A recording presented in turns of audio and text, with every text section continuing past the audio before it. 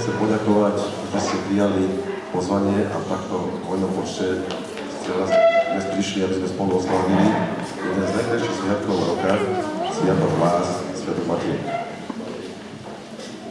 Sviatok Matiek je historicky asi najstarší sviatok a taktiež je najvýznamnejší a určite aj najkrajší. Nedávne by sme pri našich povinnostiach, ktoré máme, pri plnení či už osobných, alebo rodinných, alebo pracovných povinností, niekedy ako by sme zabúdali na to základné, čo máme, čo ste vy.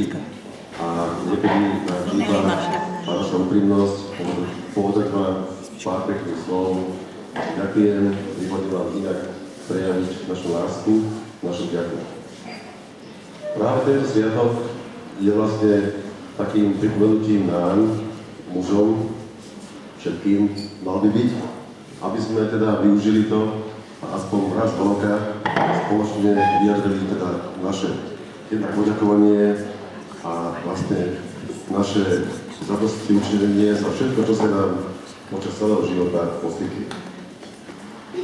Dovolte, aby som vás v mene obecného úradu, v mene poslancov, v mene pani starostky privítal na tejto malej slávnosti a ku každej oslave patrí kytička.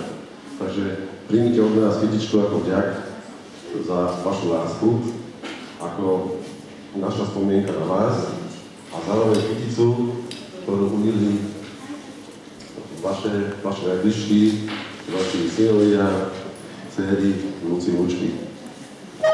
Zároveň vám prajem, aby ste dnešné popoludnie prežili pokiaľ možno slávnostne, v dobrej nálade a aby sa tieto dni neboli posledné, sviatočné a aby ste ich mali čo najviac do roka.